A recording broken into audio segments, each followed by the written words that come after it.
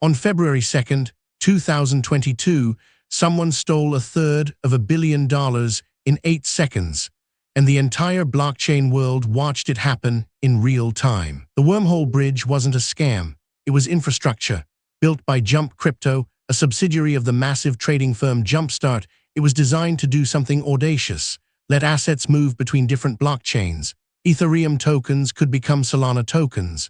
Bitcoin could flow to Polygon. It was the connective tissue of a fragmented crypto ecosystem. By early 2022, over $1.3 billion in assets sat locked inside it, waiting to be moved. But bridges have a structural weakness. To move an asset from chain A to chain B, you need a validator, a piece of code that verifies, yes, this transaction is real. Wormhole's validator lived on Solana, and on that February morning, it had a fatal flaw. A flaw no one had caught. The attacker, who remains pseudonymous, found it. They crafted a transaction that should have been rejected, but the validator code had a gap. A single instruction was missing.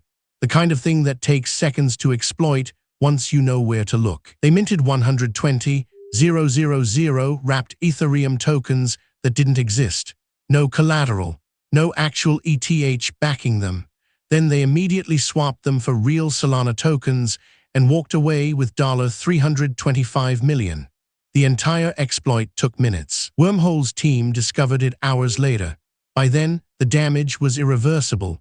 Jump Crypto made an unusual choice. They reimbursed the full $325 million themselves, not from insurance, from their own balance sheet.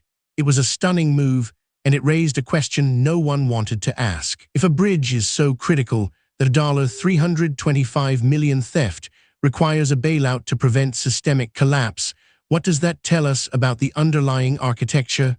Wormhole wasn't alone. Dozens of bridges exist, and most operate with similar validator models. Each one a potential pressure point. The Wormhole hack wasn't the first bridge exploit, nor the last, but it exposed something fundamental. Cross-chain technology, in its current form, concentrates risk. It centralizes what crypto promised to decentralize, and that tension between functionality and fragmentation remains unsolved. This video is for educational and informational purposes only and is not financial advice. Always do your own research. If you're tracking how infrastructure failures reshape financial systems, subscribe.